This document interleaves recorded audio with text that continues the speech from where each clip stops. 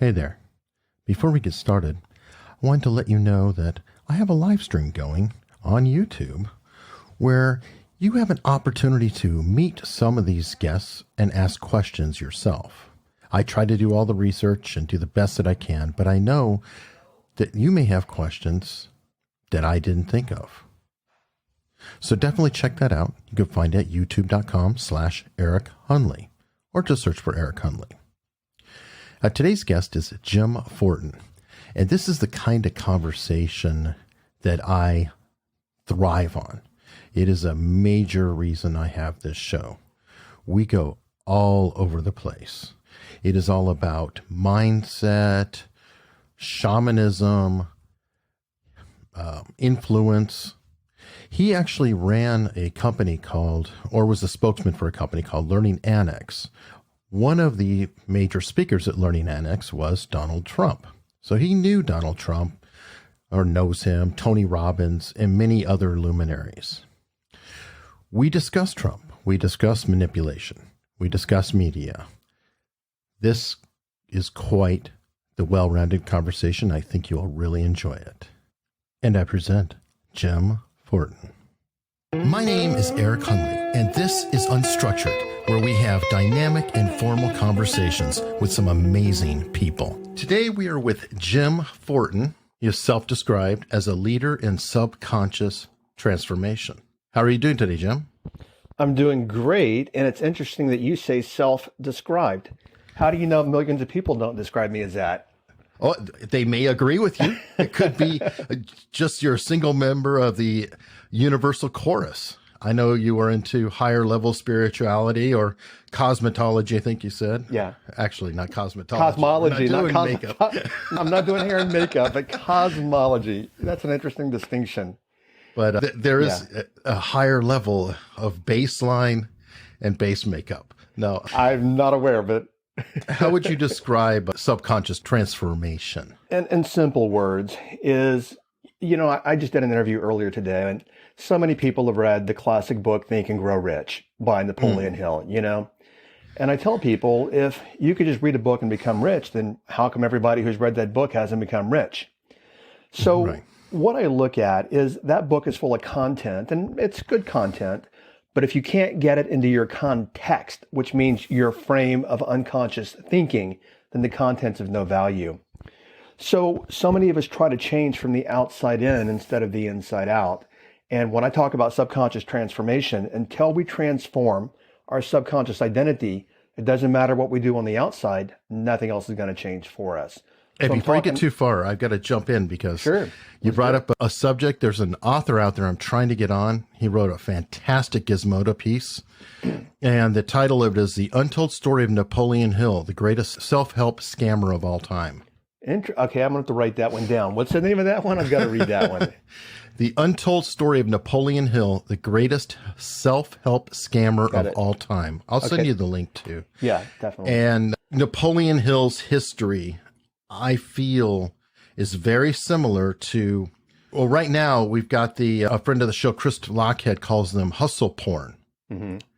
So all the motivational people are who he calls hustle porn stars. Hustle, hustle, hustle. Yeah, I like the word, I agree.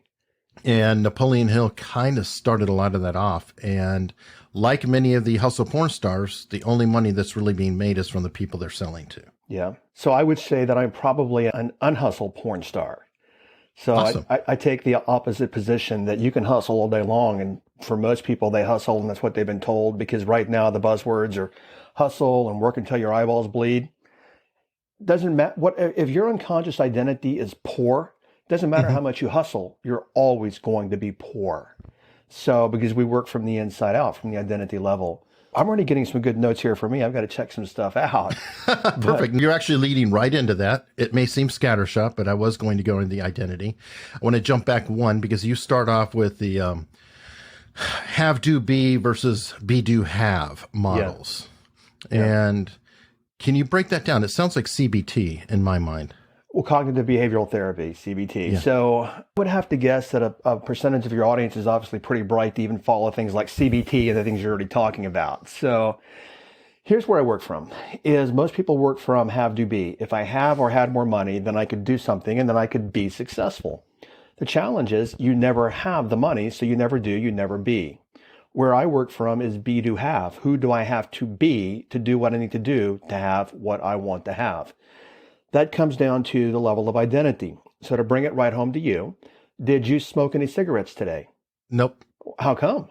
I didn't feel like it. I decided I didn't want to in 2005. So you quit years ago. So this is actually good. Years ago, you used to smoke, right? Mm-hmm. And if I said, are you a smoker years ago, you would have said yes. Now you're a non-smoker. In your identity, you're a non-smoker. Therefore, you do not do the behavior of smoking. Correct. So let's go back to your hustle porn people. Is that I get a kick out of when people say things like people have to take massive action. Well, the person runs out and they take off and they go take massive action. 10x. But I look, yeah, but then I look at their identity, and 2 days later they're back in their old patterns again. Why? Because they're not being the kind of person, which means committed or focused or disciplined or dedicated, to be able to sustain the massive action. Okay, that makes sense. Now, to push back a little bit, there can be a question of, is this fake it till you make it? Because it's kind of like, okay, I choose to be the greatest interviewer on the planet. Okay. Well, I can have the mindset and do what I can to be there, but am I actually that, or am I faking it until I am actually that? Yeah, let me go there. I've never been a fan of the fake it till you make it movement. Neither am I. That's why I want to. Yeah, no, I've never been a fan of that. I want to go a couple of places with that. One's going to be more ethereal. One's going to be very neurological. Mm-hmm. Number one is the conscious mind can only hold about 7 bits of information per second. That's why we have a hard time even remembering, phone numbers. But the unconscious mind can process over 1 million bits of information per second. Like, for example, you weren't aware of the pressure if you're holding a pen. Well, put it this way, you're wearing a headset. You weren't aware of the pressure of the headset on your ears until I bring it to your attention. Now you're like, okay, I'm wearing a headset. You're aware of the pressure. Even when we're faking it till we make it, people read our body language unconsciously, but they don't know that they're reading our body language. And I know you've had a lot of experts on here that are experts at body language. Sure. Here's the thing. When we're watching people, we're calibrating and we're looking at their breathing patterns, how high their voice up is in their neck, in their throat. Are they coming from the diaphragm? Are they actually, their tone, their timbre, their pace, and everything? And even though the person may be faking it till they make it, we know at an unconscious level that there's something off with that person. It's like uncanny valley. Or I had a body language expert, Mandy O'Brien, who describes it as when people are truthful, she says their bodies sing, which I think is a great description because everything flows comfortably. There's nothing feels off or strained in any way. Yeah. And to give you an example here, I don't know where the research is, and I know you're a research guy. I read it years ago that we can tell who's going to win an election based upon body language early on in the election cycle. Now, in 2004, and this was credible research. It wasn't fake news. I just don't remember where it was. In 2004, I was watching the George W. Bush, John Kerry debates, and I had the volume off. And it dawned on me, I said, if I didn't know what this was, didn't know as politicians anything, which person would I like? Now, John Kerry is like 6'3" or so. And taciturn. And you're watching me here because we're doing video, and he's very symmetrical with his body language and very scholarly. Somebody who said he looks like a Lord of the Rings tree. I've never heard it that way. Sorry, John, if I ever said that. But he's very. He does have that look. You're right. I'm not going to go there, but okay, yeah. But you look at George, and I watch George, and he's all like, he's leaning on the podium and very cool, and I'm like, I would have a beer with that person. Of course, he's Alfred E. Newman. So I want to be fair. we have to be fair. Yes. No, we have to be fair to people. But you know what? People think they're watching analytically and they're watching the dialogue and the arguments. They're really watching the body language to determine how they feel about these candidates. But they don't know they're watching the body language. And that's why experts will say, well, John Kerry won every debate, so logically he should be elected the next president because he blah, blah, blah. But yet... Nobody cares about debates. Exact.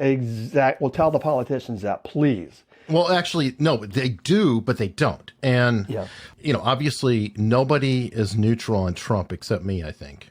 Because I kind of am like, I don't hate him, don't like him. I just kind of observe him. But I have to say that he worked the debates in the perfect reptile fashion. You are correct. And actually, I stopped writing blog posts about that because I got tired of getting hated on. I have a degree in political science. I am nonpartisan. I'm basically, if I were anything, a libertarian. Keep your hands out of my pocket and leave me alone. Just stay out of my life, government. Unless you're talking about Aleppo. And yeah, I voted for him too. But I started breaking down all of his strategies for people, and I got a lot of hate. It's like, it's not worth the energy to be able to put this out and to do it. But that man is a master, and I mean a master at, how do I want to choose my words here carefully? Labeling. Master, I'm sorry? He's a master at labeling, and that was just brutal. When he did that whole low energy Jeb, he took a strength of Jeb, because most people would see that Jeb as very... I'm trying to think of the right way to put it, but thoughtful, deliberate, careful. He said low energy, and you couldn't get that image out of your head. I call it framing, and he frames everybody that's an opponent of his. He frames them. And so what he does is he creates in the mind of the viewer a frame around that person, and he always is actually stronger than the frame. Those are called social frames. And what I tell people is people who control the social frame will control the sale, which a political campaign is sales. But I don't know where you want to go, but if you want, I can even, like MAGA, Make America Great Again. If you don't want to go there, then we'll not go there. There's no politics involved here. We're just talking persuasion and influence. No, and that's fine, because I actually want to get into the counter too. Yeah. Because Scott Adams, I'm sure you're probably aware of him, has gone deeply into it. But he had pointed out that he thinks that Cialdini got involved with the Clinton campaign, because suddenly over the summer, things like dark came up. So I would love to talk about it. I want to be fair in the sense that, let's talk about how it went both directions, and it's more of an analytical. Well, let's go a couple of places here. Let's keep all politics out of it because, like I said, I'm libertarian. Let's just look at psychology and brain-based. All right. So MAGA was used by Ronald Reagan back in the 1980s. It was crafted by Roger Stone. Okay, so if you look at the psychology of MAGA, we as human beings move from pain to pleasure. Now, if I'm a nationalist or patriot, and I believe that America is not great anymore, and that I have a common enemy, like the Mexicans and the Chinese, what I'm automatically predisposed to do unconsciously is to fight that common enemy. So when we look at MAGA, we go, it appeals to people psychologically. It moves people from pain to pleasure, and the entire platform is built in to move me from pain to pleasure. And that person who had that platform is actually the person that's going to rescue me out of the pain. This is brain-based. Then what happens also, and this is research proven, is that once we get into fight or flight survival, which is pain, and we're moving away from pain, we shut off the prefrontal cortex, the thinking part of the brain. So then we start, then we start following out of fight or flight. And we're not even thinking as we're following through fight or flight. So whatever side of the aisle that you're on listening right now, that's why people are one of the reasons they're so polarized about him, because it comes down to how he's appealing to their unconscious identities. Plus, he doesn't care. I think that he's the first one who flat out he's the most honest liar on the planet, if that makes any sense. Makes perfect sense. But he really, the people who are polarized against him will not change. They're hardened. And he knows that. He doesn't care. He actually uses them as a ploy. Correct. And he's only trying to shift like 1 to 2%. I mean, the guy's never over 50 for approval. Correct. So he wrecks others and just makes sure that he shifts people enough that he picks up in the end. I don't think this was a strategy going in. I think he learned it as he went. I've watched this stuff for years. It wasn't like he's like, okay, let me calculate and lay out my entire strategy. I think things happened over time in ways he didn't expect that were positive for him. And he's like, okay, his natural ability, how can I take this? Let's talk persuasion, influence, all this. How can I take this and use this to my advantage? Because his whole driver is about winning wherever he's doing, whatever he's doing or wherever. But anyway, I just wanted people to see that, for example, he used framing. Mm-hmm. He used common enemy. He used repetition. He used appealing to what I call the lowest common denominator of your target market, meaning what most people want the most of. He used, I think I said repetition again. Visualization, like the wall, because it's picture. People can picture this big thing. Okay, yeah. He's always painting everything very simplistically. Yeah, that's repetition over and over and over in very simple things.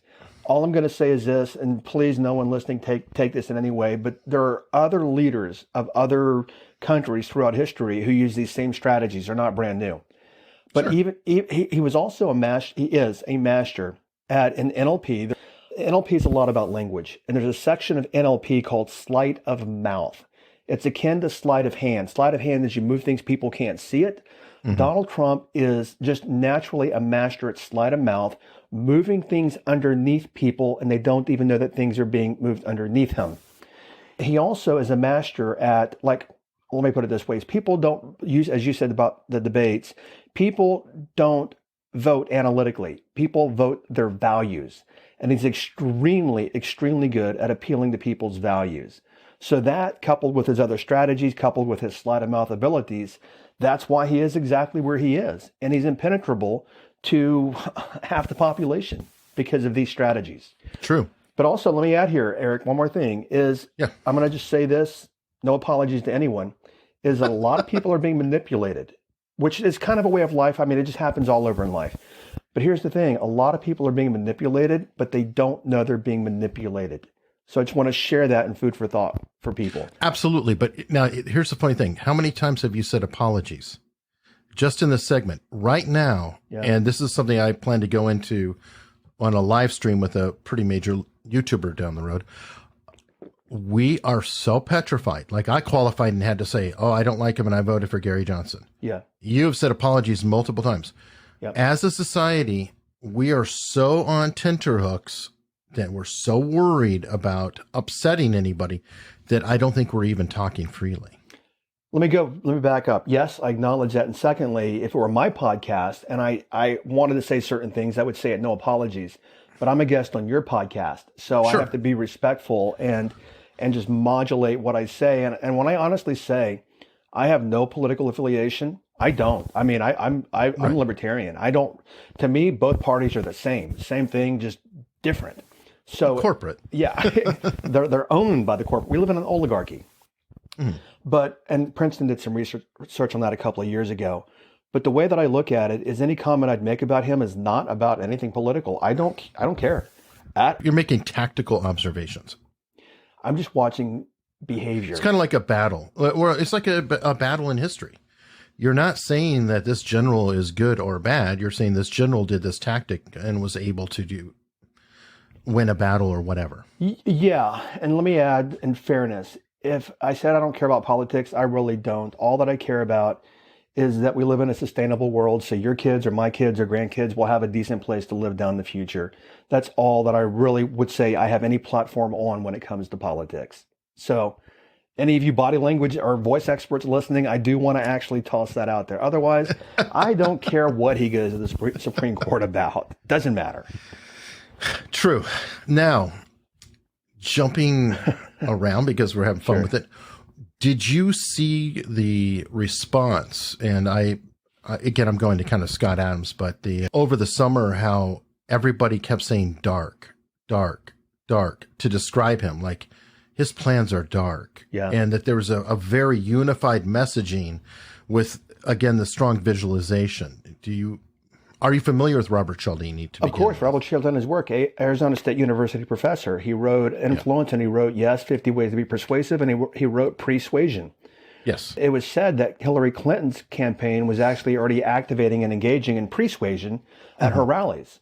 So I'm very familiar with all of that, but here's what I'm going to tell you is who knows what's the truth? There's so much stuff out there right now that literally the average American just believes what they're told. Okay, Right. so you want to get controversial. One of my favorite movies is Tommy Boy back from the 1990s. And Mr. Zelensky, you've never seen Tommy Boy with Chris Farley? I have. I'm sitting here trying to figure it out because I'm like, okay, they were going in a car across the country and his dad ran a tire company. Correct. But here's where I'm going, and this will piss a lot of people off, which actually is good. People don't recognize that controversy sells. It's a marketing strategy. But Ray Zelensky in that movie said, what the American man doesn't, what the average American worker doesn't know is what makes them the average American worker. And I thought, that's a really powerful phrase.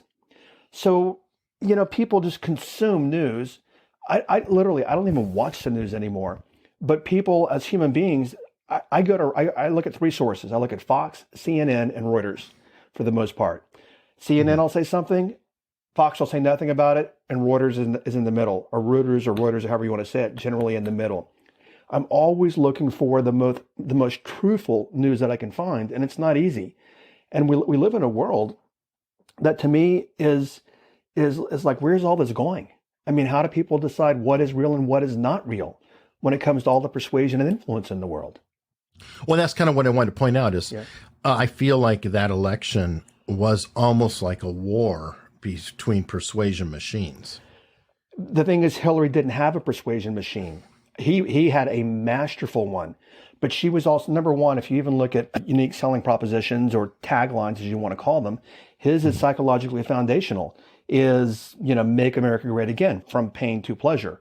Hers could have been what's called association, I'm with her, but to me that confers no advantage whatsoever. And obviously, I guess popular vote, it did help her, but the Electoral College said maybe not so much. So I don't know.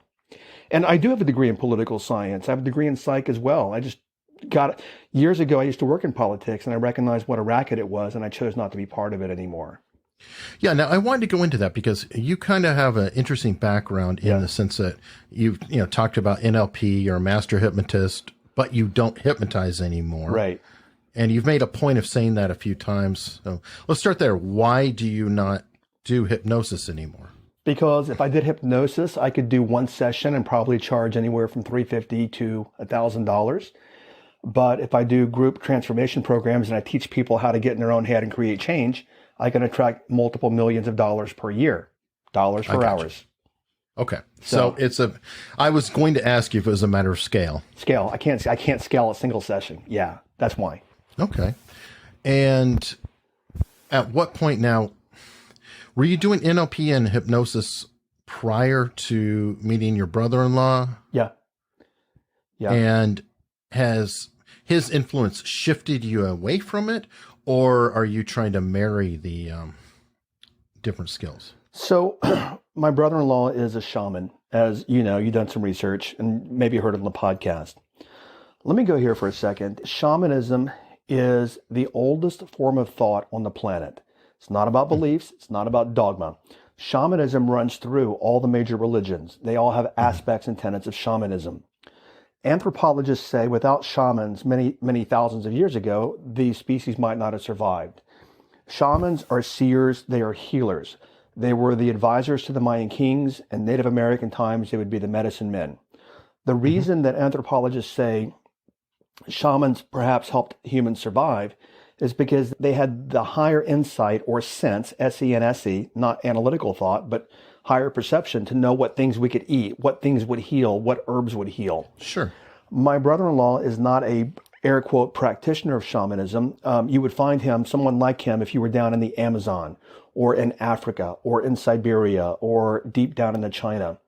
He does not do anything commercial. People come to him. His waiting list is 1.5 years long. He charges literally peanuts, but they come to him for one or two things: to evolve their consciousness, or because doctors can't heal them and they're looking for ways to heal.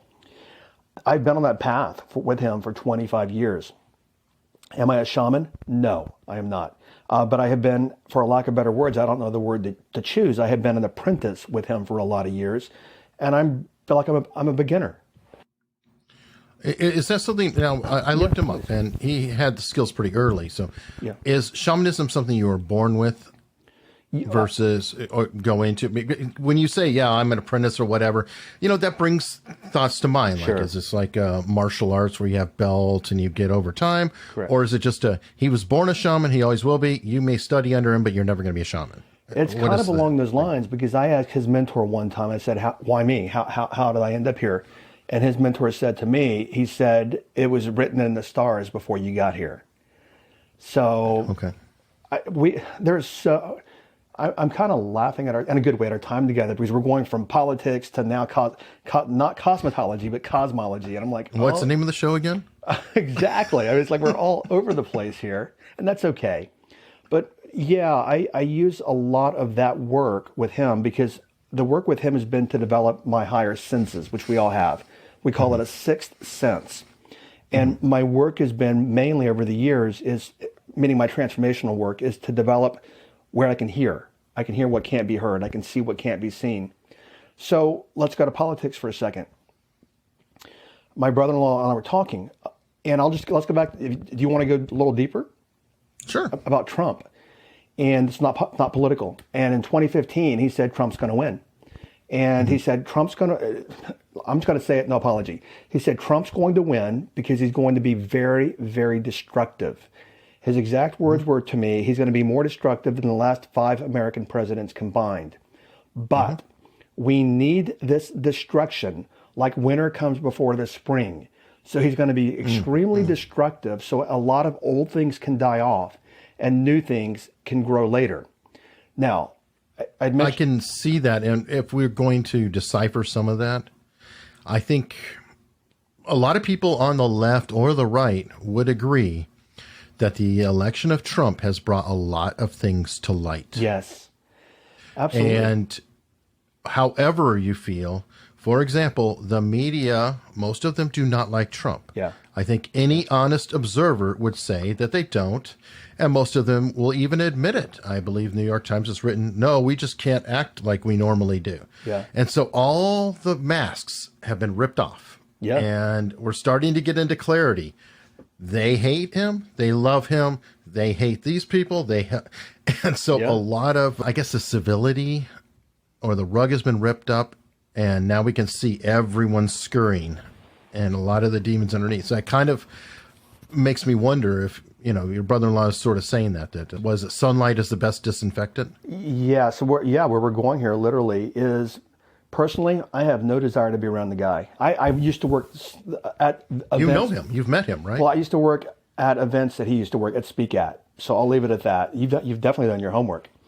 Yeah, I have no desire to be around him as a human being, as a person. But you know what? I have to take a step back and say what he's doing, even though it's extremely destructive, is probably a service to humanity down the road at some point. So I have to respect that also, because the way that I look at it is he's doing what he needs to do, and the bigger picture that I can't see, but I can see that, you know what, from destruction, something always rises out of it. So I have to honor that as well. Yeah, and I wanted to jump on to, you had mentioned the ancient wisdom. Yeah. So I actually do keep on some tracks, but are you familiar with the happiness hypothesis by Jonathan Haidt? Never. I probably know it through shamanism, not by that name, but I'd love to hear what you have to share.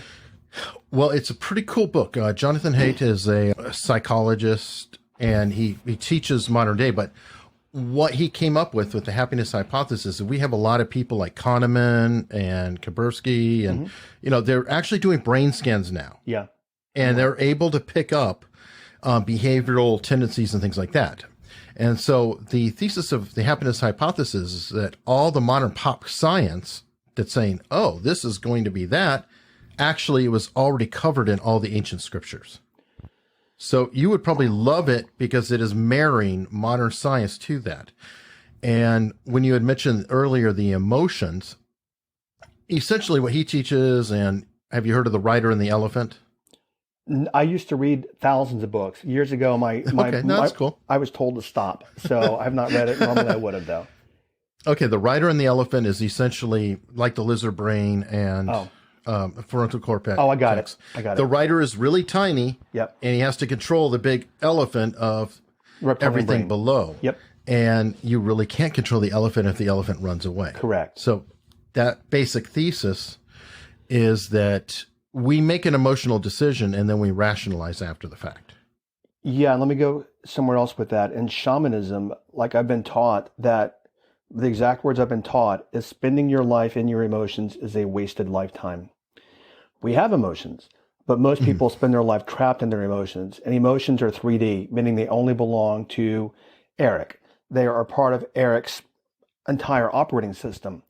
But Eric, where Eric would ultimately want to go, ideally, at least if we're talking cosmology, is to evolve where you're not driven by that 3D part of you, which is the emotions and the feelings and all this kind of stuff. Yeah. So the metaphor is like, we're doing video. If you look at my hand, is most people live right here. They live at the tip of the pinky. That's all the emotions. And they let this little tip of the pinky control the rest of the body, which is our higher function of self. And they lose out on that higher function of self. No, that makes sense. I'm trying to figure out which way to go with that now. It makes me think of awareness and things of that sort. Like the only people who are terminally ill are often the ones who are more present than anyone else on the planet. Probably because they're living in the present moment, which is all that exists. Exactly. They're not thinking about their past. They're not thinking about later. They're just right now. And so their clarity is pretty strong. Expanded. Exactly. Let me go back to a thought and then we'll keep on going. When I talked about Trump, my brother-in-law years ago had said to me, there's a difference, which I understand well now. There's a difference between seeing and looking. We look with our eyes, but if we only look and we look with our eyes and our past history, whatever we're looking at, we see through the filter of all of our beliefs. What we want to do is see really what is there, not through the filter of our beliefs. Ironically, that's actually true both philosophy-wise, but in actual physicality. When we look, we translate and imprint an image on our brain, and we are not, in fact, getting the direct thing, but it is interpretation, even when we're looking. Like I'm partially colorblind, so what I interpret is absolutely not going to be the same as you sitting next to me. Yeah, and that's what we call developing our second attention, which means we actually see through what the belief, and we're using a different attention of being to be able to see the energy, because everything is energy. That's physics. That's not woo-woo.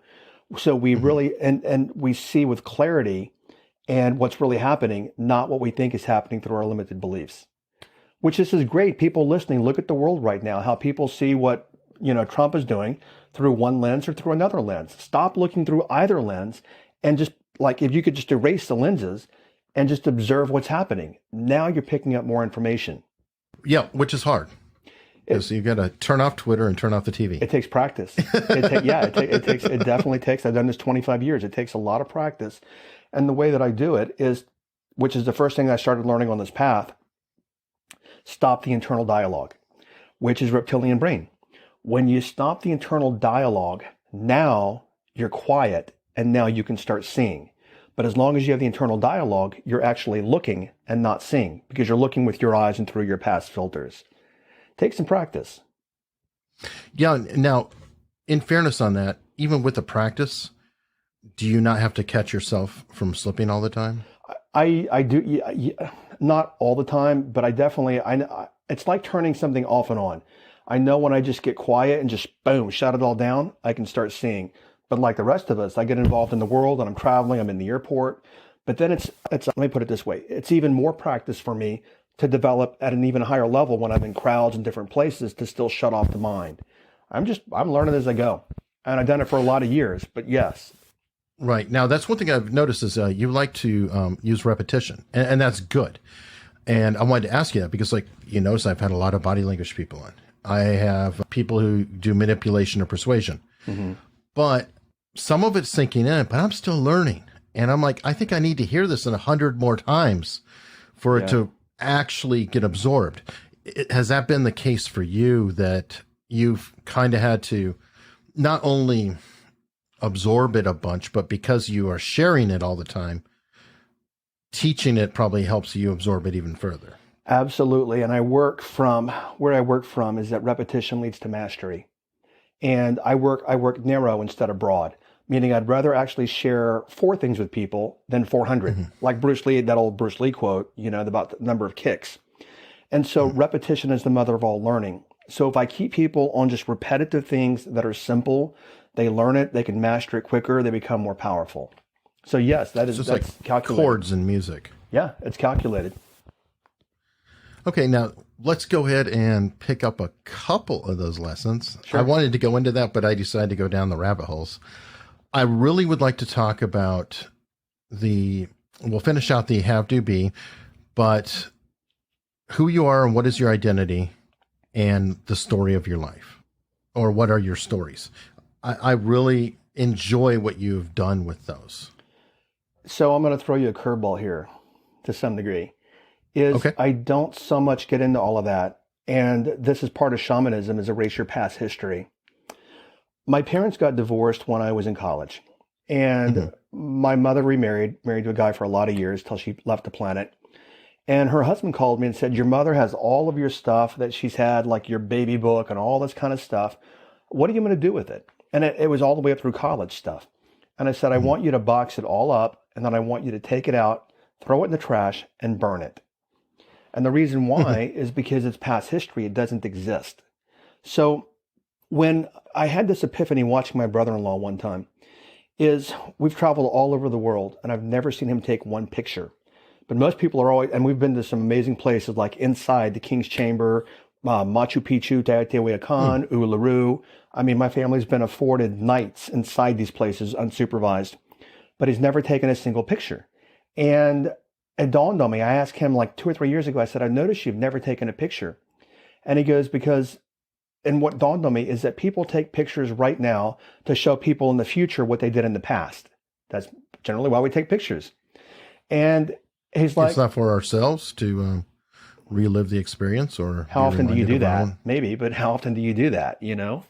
So I've never seen him take one picture in 25 years. And we had razor phones or whatever, almost 25 years ago, 24 years ago, or almost a little after that. And he's like, it's not being present. I'm not present when I do that. So you ask about the past and all these stories. I'm still shucking stories away. There's two me's. There's the me for you on this interview and the me for the tribe that I follow. And the other me that they have no clue about, which is a shaman's apprentice, which all this stuff doesn't matter. If I lost... Right. I guess I misrepresented. I was talking because you explicitly gave the lesson, what is the story of your life, or what story would somebody have who has what you want? Okay, we can go there. That would be... Maybe I misrepresented. Yeah. No. So tell me specifically, like everything is story. Everything is story. So for example, I have a picture on the wall behind me. There's a story. It's really just a banal story. I just found it and had it printed. You've got a picture behind you that's got a bird or something. There's a story. There's a story in life about everything. So let's go to shamanism again. It's so simple that we miss it. And then we'll go to story. Notice even as we talk about stories, there are people actually telling themselves stories about stories. Literally, as we're talking. That's what the brain does. And what I learned years ago, and this is so powerful when we really come to know it, is that the world is this way or that way because I tell myself the world is this way or that way. And when you look at the truthfulness of that, it's like, that's true. So the world is good or bad or rich or poor or easy or struggle or Democratic or Republican or Christian or Muslim or whatever, because I tell myself it's that way. So what we have to do, this goes back to stop thinking. We have to learn to stop thinking and stop the internal dialogue. And that's when clarity comes. But if we're going to use stories, because the brain's going to use stories anyway, then use stories that are going to work for you as opposed to against you. Is that like visualization that athletes have, for example, of visualizing themselves crossing the finish line, or their training patterns and things of that matter? That could be, but let me give you an example of Mr. Trump we were talking about earlier. He and I used to speak at the same events. Let me give you a bigger story here. So I used to be a spokesperson for the Learning Annex out of New York City. They're the largest provider of adult education in the U.S., and I was their speaker for promoting the Learning Annex. They had events, wealth events, and the headliners were Donald Trump and Tony Robbins and Susie Orman and Robert Kiyosaki and these people. Now, I never stayed and listened to any of them on their stage. I'd go do my thing and then leave. And one time I was walking across the main room and Trump was there, and Trump was speaking, and Trump said, if you're going to think big. Now, the reality is it's just a story. So is your story little Right. or is your story big? Because it doesn't matter. It's just a story. But whatever story you tell yourself is what's going to happen most likely. Now, let me tell you an inside story here really quickly. So I don't want to mention any names, but Donald Trump used to get initially $1 million for every speech that he did for the Learning Annex. Right. And the speeches were like 90 minutes long, and he'd usually close out the Sunday night session, close out the whole event. And he would get $1 million per speech. And so, not mentioning any names, Donald Trump came to a principal at the Learning Annex and said, I want more money. And this principal said, but yeah, we have Tony Robbins and we have Susie Orman and Robert Kiyosaki and all these people. And Donald Trump said, I don't care. I'm worth more. And he got a raise of $500,000 per speech. Nothing more than a story, right? So think about it. It's just a story. But for us, air quote, regular people, is what stories do we tell ourselves? And the stories come from our identity, and our identity comes from our experience and our evidence in life. So in one of my trainings, I talk about stories. What are all the stories that Hitler told? And then what were the outcomes of that? What are all the stories that Martin Luther King told? And what are the outcomes of that? So we look at the stories and there's outcomes from the stories. And our stories are generally very cultural, like culturetized, if that's a word for us, is we learn what life is and what it's not when we're 2, 3, 4 years old. And then we live that story our entire life. Yeah, I think you used as an example being a Depression era child. Yeah, my grandparents reinforced to my parents. Mine too. But you think it's hard in the 80s. My grandfather, you think it's hard now. You should have been alive in the Great Depression, And then he passed that on to my mom. She passed it on to me, and I lived those stories for a lot of years until I decided they didn't work for me and get me what I want. Whereas I guess you could use the same story and say that the Depression didn't hold you down and you were still able to feed your family and move forward because you can always find a way. Well, a story that I use now, which is physics proves this. The story that I use now and I teach my students is that money does not come from hard work. Money doesn't come from work at all. Money comes from consciousness, and consciousness is energy, and your brain has you have a brainwave, which is an EEG. Everything is energy. Money comes from your level of consciousness and awareness, because you can see people that will work really hard, and still make no money. So money doesn't come from the hard work like people have been taught. It comes from your level of consciousness, which is your thought, your feeling, your vibration, and your frequency. I'm glad you brought that up because I have to push a little bit on it. Okay. The main issue is this, and it's more of a clarification that I'm seeking. Sure, push away. I do think that being in a negative mindset and worrying about money, as you put in a lot of what you teach, repels the money because you're so fretting about it and worrying about it. It's a negative energy, and then that kind of repels it from you. It's like you're almost working against yourself. Sure. However, you also point out that associating money and work is not relevant.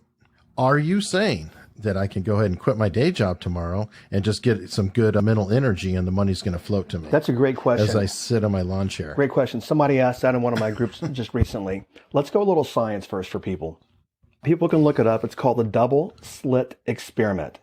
And I don't know if you've heard of it before, but basically the gist of the experiment is that, and this is physics, the gist of the experiment is that whatever happens in the experiment is based upon the expectations of the observer of the experiment. What that means in simple words is, and it's probably kind of freaky, but what it means is that the physical world bends to consciousness. Literally is what science has proven. Now, in theory, you could say, well, yes. You could sit in the lawn chair. Hopefully you'd buy something nicer than a lawn chair, but you could sit in the lawn chair and attract money.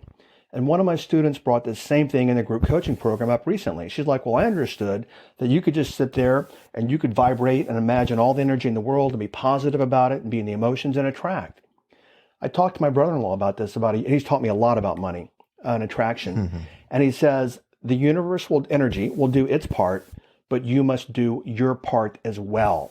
It's co-creating. It's not just, hey, universe, sitting here with in the lotus position. That's what I wanted to toss ask. The money. No.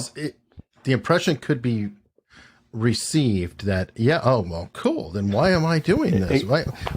There's got to be kind of a push. Like, I want to have a successful podcast. It's hard to do that without really seeking guests and striving to do the research and talk to you and get other people. Yeah, to go off the deep end, my sister and I were talking about this, is that my brother-in-law knows how to, there are all kind of energies in the universe that people have no clue that even exist because they can't see them with their physical eyes.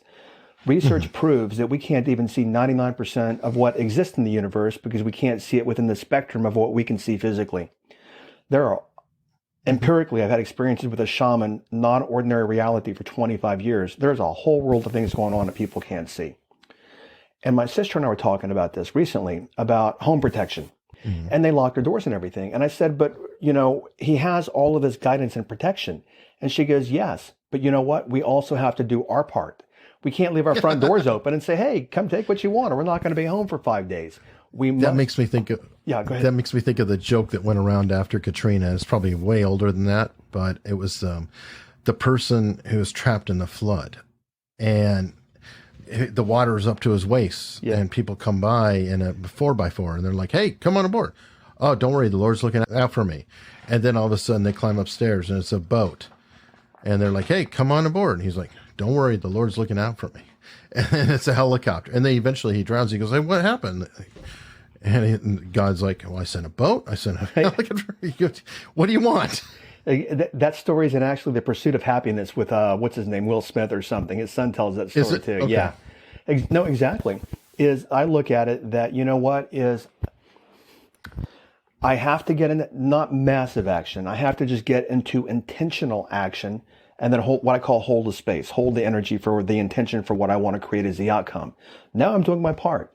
But for me just to sit here and say, hey, universe, God, whatever, drop gold bars on me, it ain't going to happen. Well, and I guess the part that, and maybe I'm weird, is the focus so directly on money troubles me a little bit. Rather, Steve Martin had a great quote, and it was essentially, and I'm probably butchering it, but people are always asking him, how do I get successful? He said, nobody asked me, how do I get good?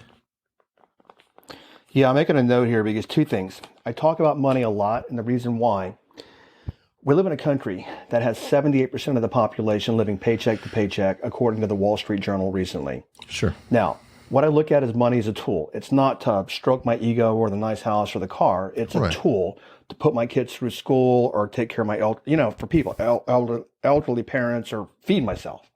Here's the thing. I tell people that people focus backwards. Most people focus on the money. The money is the effect. What I focus on is the cause. When I actually nurture the cause, the effect happens automatically. So people focus on the money, which is the effect, but they forget about the cause. And if they don't put the cause in, they don't get the money. They're focusing in the wrong place. And then most people are focusing energetically out of desperation. That's why, have you ever noticed that people that need the money the most have the least? They're energetically in desperation. So double slit experiment, physics, it returns that experience right back to them in life. The desperation is no money. The universe corresponds energetically, physically, physics, and says, here you go. No money. That confirms where you're holding yourself. So then you would agree then that the money would be a byproduct, and perhaps the focus should be on, be it your craft, your calling, your whatever it is, and with the skill and experience or whatever, over time, the money probably will follow naturally? 100%. On my podcast, episode number 9 is about how people actually use this. It drives me crazy, but it's my stuff, my garbage. But this law of attraction is real, but people have commercialized it so much in books and stories and all this. But people think the secret. Yeah, exactly. People think the law of attraction is just to attract money. Well, the law of attraction is a universal physics force that you're always attracting. But you're attracting neutral, you're attracting negative, and you're attracting positive. And I had a lady say, well, that law of attraction doesn't work for me because I don't have any money.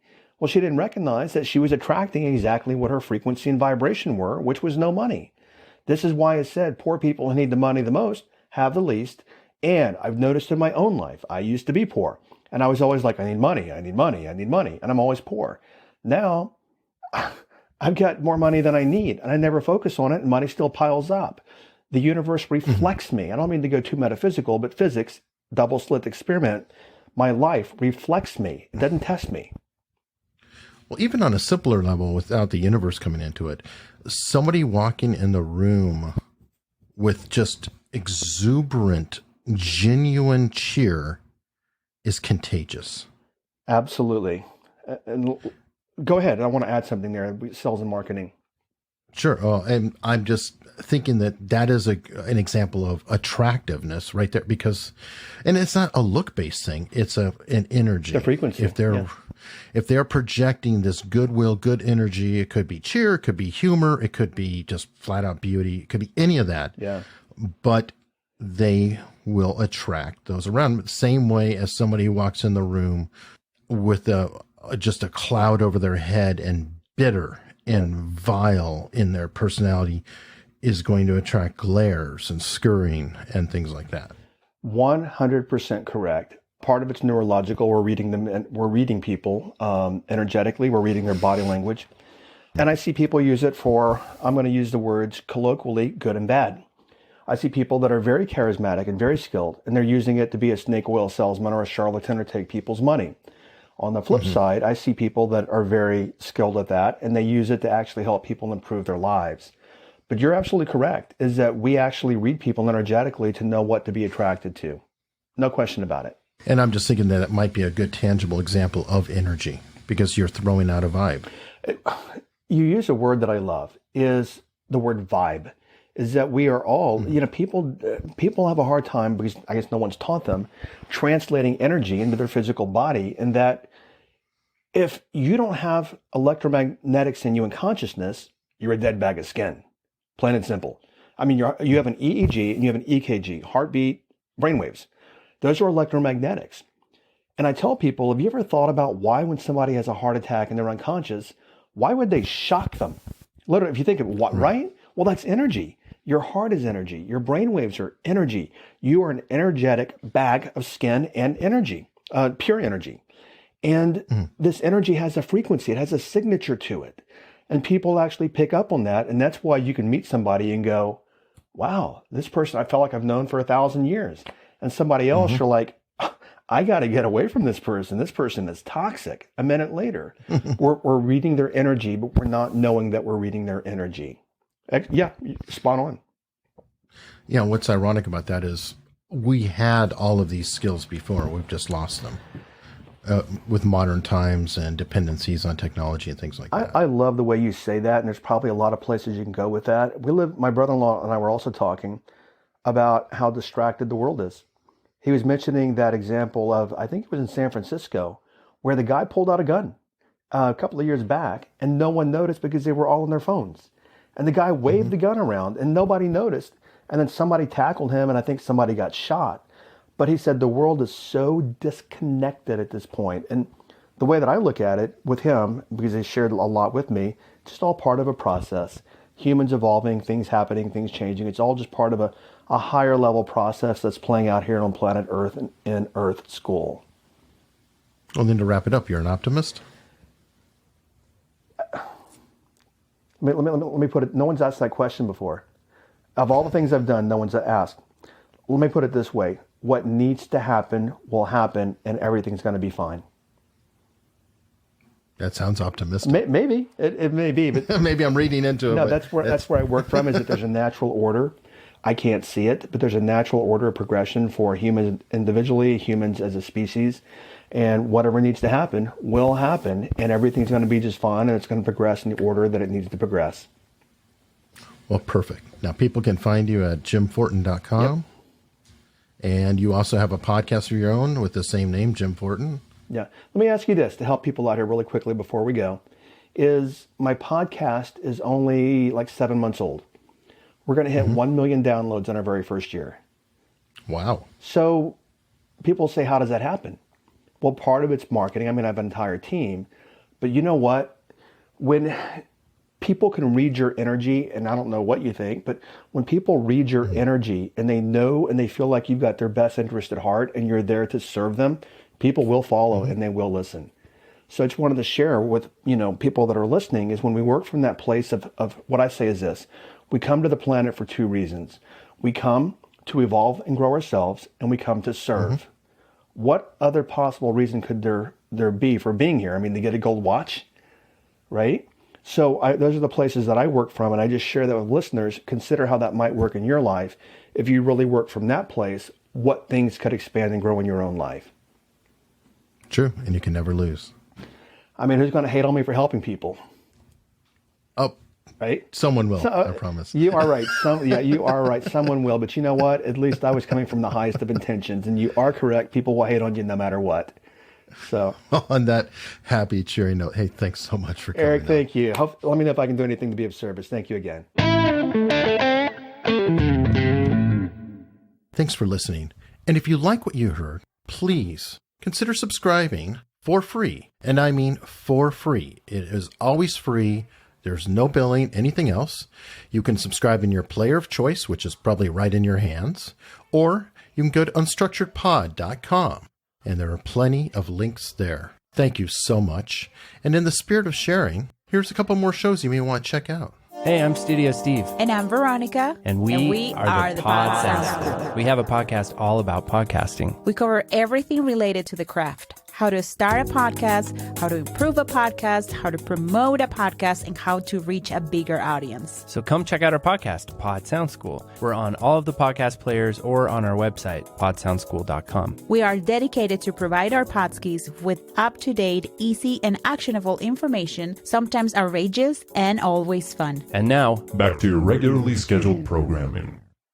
What Was That Like? Might just be the most intriguing podcast you'll ever hear.